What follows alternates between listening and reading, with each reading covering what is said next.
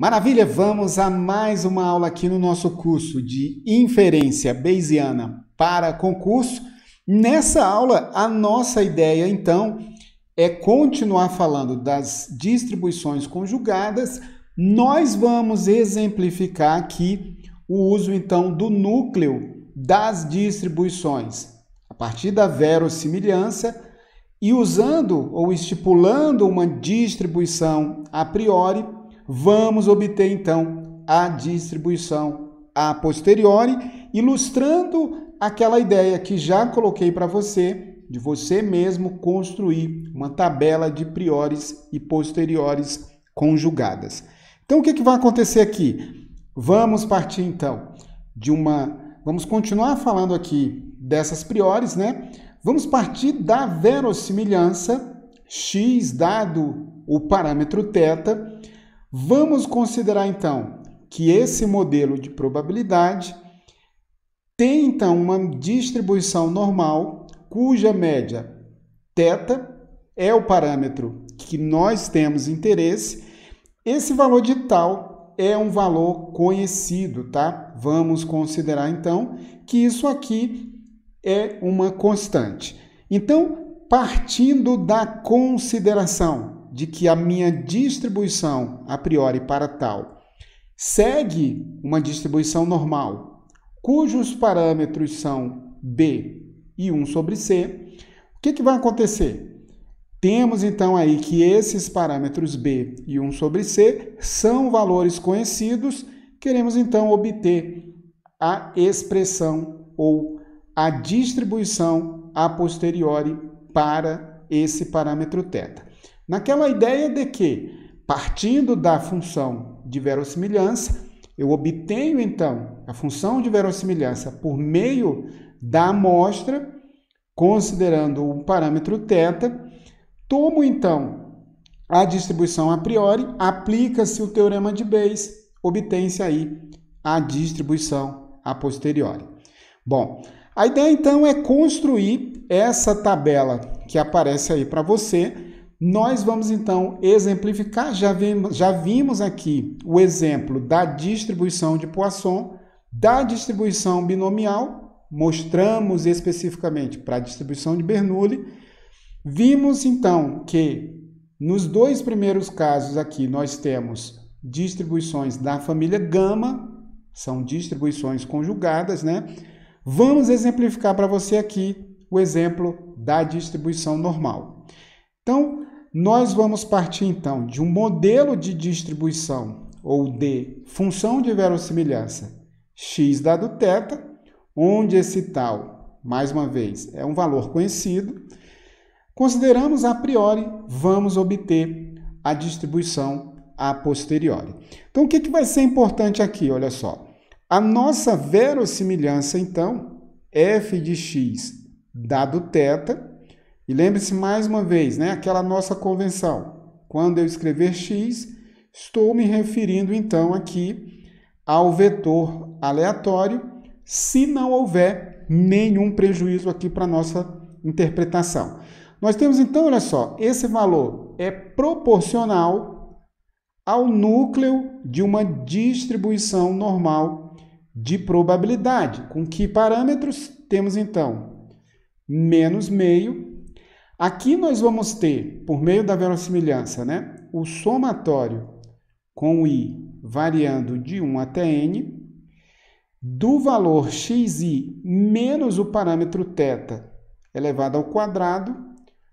E veja que, como nós temos o parâmetro aqui 1 sobre tal, quando nós escrevemos isso aqui, então, nós teríamos aqui o 1 sobre tal.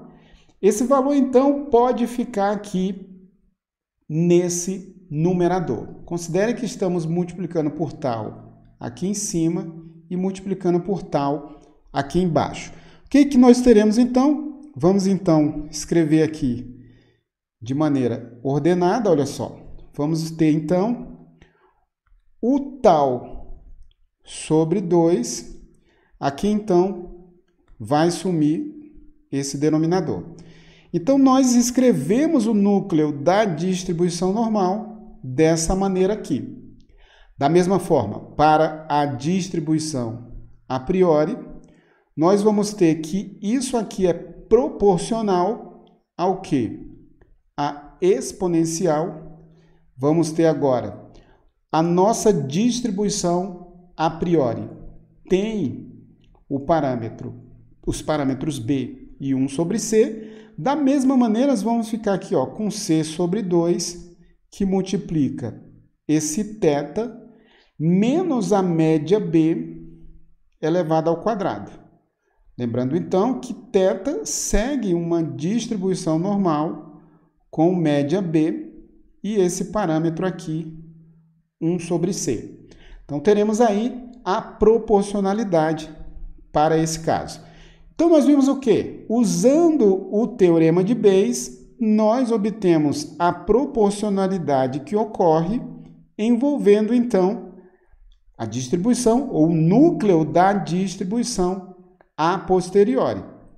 Isso vai ser, então, o produto de f de x dado θ vezes o θ. Vamos trabalhar, então, aquela mágica, vamos mostrar aquela mágica que acontece usando os núcleos das distribuições. Na verdade, não é mágica, né? É matemática pura. Então, o que acontece? Multiplicando aí verossimilhança vezes a distribuição a priori, nós teremos o quê? Olha só, exponencial. Vou escrever aqui dessa maneira e vou colocar aqui esse menos meio já em evidência. O que nós vamos ficar, então, é com tal que multiplica o somatório de xi menos o θ elevado ao quadrado. Vou colocar assim, dessa maneira. E teremos o quê? Olha só, mais a segunda parcela ali, que vai ser o c, que multiplica o θ menos o b, tudo isso aqui elevado ao quadrado. Bom, o que nós temos então? Temos aí o núcleo, ou melhor, a expressão, né, para o núcleo da distribuição a posteriori. Nós vamos então trabalhar com esse núcleo para chegar na nossa distribuição a posteriori. Então, olha só, observe o seguinte, vamos então aqui, vou mudar de cor aqui para ficar um pouquinho mais claro para você. Talvez um azul seja interessante. Então, isso é proporcional a exponencial. Olha só. Agora, o que eu vou fazer? Novamente, eu vou deixar aqui o meio. Vamos desenvolver esse quadrado aqui e já agrupar esses termos aqui naquilo que nos interessa. Olha só, isso aqui também vai ser desenvolvido. O que nós vamos ter aqui? Olha, o tal que multiplica o somatório de xi ao quadrado menos 2 vezes o tal. Aqui nós vamos ter o produto 2 vezes, né, xi vezes o θ. Quando fizermos o somatório, isso vai ficar o somatório de xi. Vai aparecer então aqui, olha só, um n vezes o x barra vezes o θ. Então, vamos mostrar isso aqui, talvez valha a pena mostrar isso aqui direitinho. X ao quadrado menos 2θ vezes o x, nesse caso aqui xi, mais o θ ao quadrado. Nós temos ali essa expressão e estamos multiplicando tudo isso por tal. Olha só, então já estou botando aqui o resultado final dessa operação. Bom, então o que acontece? Temos aí então essa expressão, eu tenho então que colocar aqui um colchete. E o que vai acontecer? Aqui, ao final, nós vamos ter n tal, ou melhor, nθ ao quadrado vezes o tal. Então, temos aí a nossa primeira parcela. No segundo caso, vamos ter o c vezes o θ ao quadrado, o 2 vezes θ vezes cb, mais o c vezes o quadrado de b. Então, está aí o desenvolvimento dessa expressão. O que nós vamos fazer agora é um agrupamento conveniente naquela ideia de que nós podemos agora manipular essa proporcionalidade de uma maneira conveniente para chegar ao resultado que se deseja. Então, veja só. O que vai ser interessante para nós aqui? Isso aqui é proporcional a exponencial de menos o meio. Veja só o que vai acontecer agora. Bom, vamos tomar aqui a expressão ou as parcelas onde nós temos o valor para o quadrado de θ. Então, veja só. Nós temos, então, aí esse valor. Teremos aqui, então, olha só, vamos colocar o n tal mais o c, que multiplica o quadrado de θ. Agora eu vou usar as expressões ou as parcelas que têm menos 2 vezes θ. Olha só, aqui faltou o nosso sinal, né? Vamos escrever aqui direitinho para você. Aqui temos um sinal de menos. Bom, o que acontece aqui? Olha só, vamos ter menos 2 vezes o θ. E de maneira conveniente, o que nós vamos ficar aqui?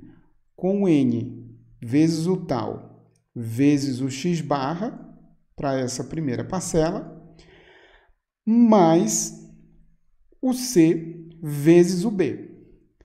Então, veja que, olha só, eu posso agora finalizar aqui essa exponencial. E o que vai acontecer? Vou escrever aqui, olha só, aqueles valores ou aqueles expoentes que não dependem do valor de θ. De tal sorte que eu tenho aqui θ vezes o somatório de xi ao quadrado mais o c vezes o b ao quadrado.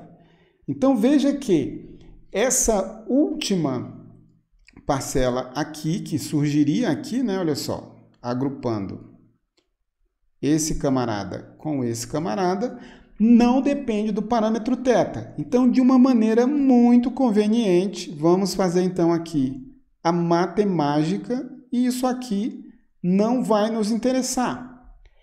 Isso não vai nos interessar se eu ignorar esse produto aqui, ou esse fator.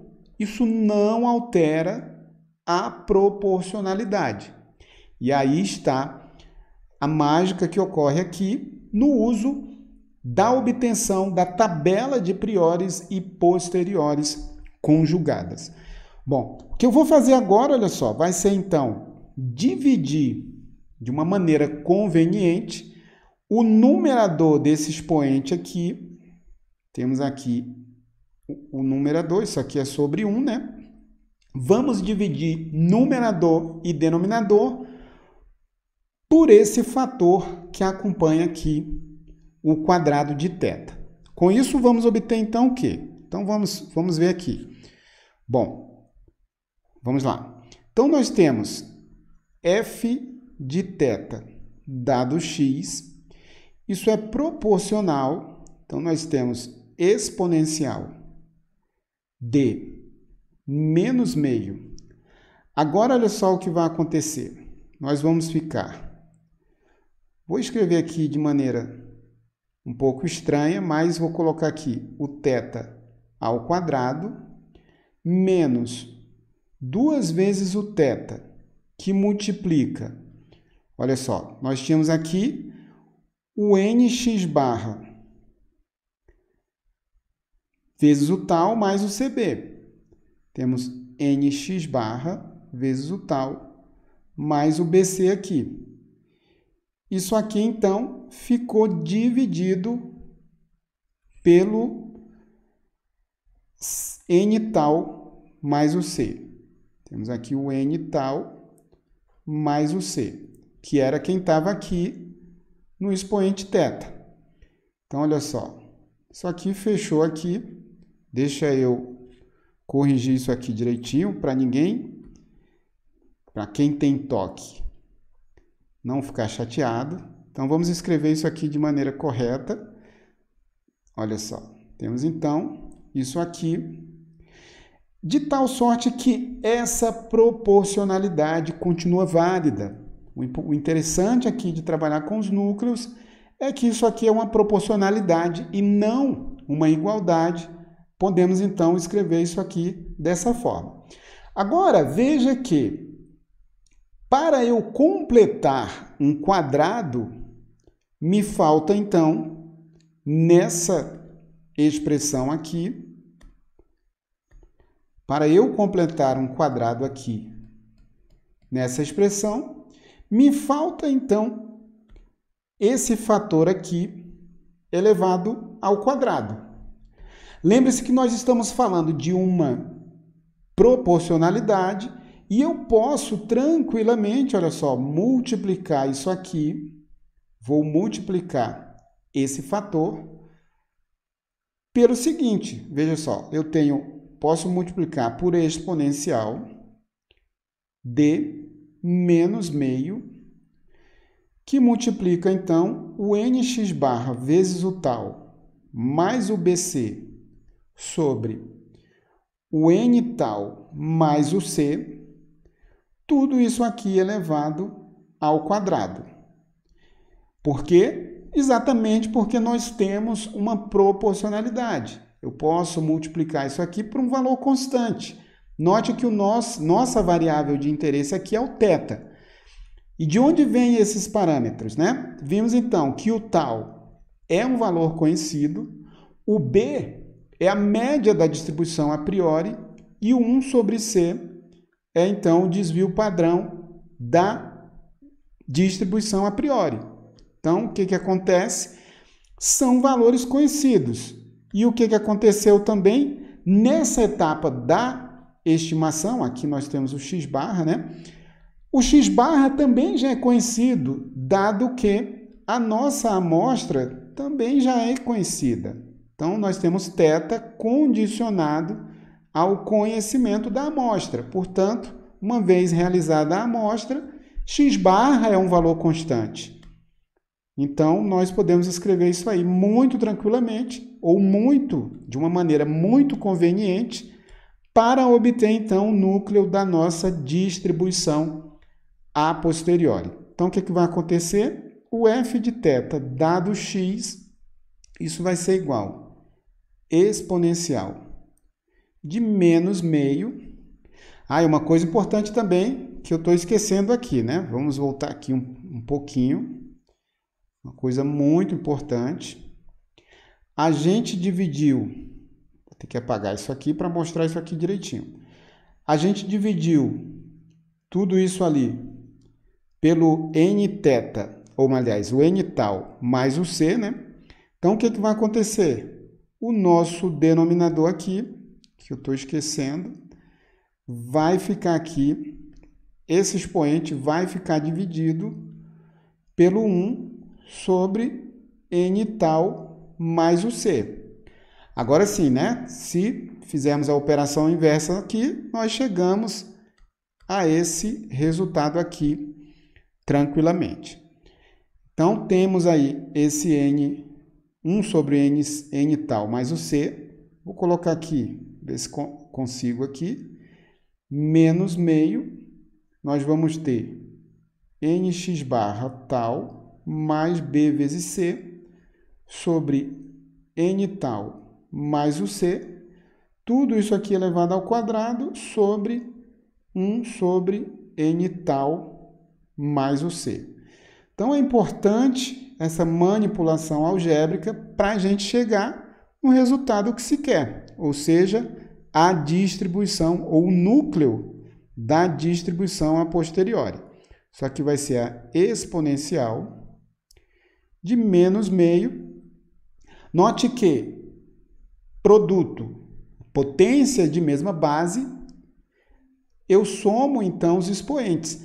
Na hora que eu somar esse expoente com esse expoente, nós temos então um quadrado perfeito, de tal sorte que vamos ter, apenas para ilustrar, olha só, o θ elevado ao quadrado, menos 2 vezes θ, nx barra vezes o tal, mais o BC sobre N tal mais C, mais o NX barra tal mais o BC sobre o N tal mais o C.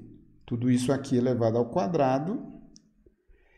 E tudo isso dividido pelo 1 sobre o N tal mais o C. Bom, então está aqui, está meio apertadinho aqui para escrever, mas fica claro para nós aí agora o quê? Que essa distribuição a posteriori tem um núcleo que é 1 sobre o 2. Aqui nós vamos ter o θ menos, deixa eu escrever isso aqui direitinho, isso aqui vai ser o θ. Olha só, o θ menos o nx barra vezes o tal mais o c sobre o n tal mais c, tudo isso aqui elevado ao quadrado e dividido pelo inverso de n vezes tal mais o c. Ou seja, nesse momento, então, nós temos o núcleo da distribuição a posteriori.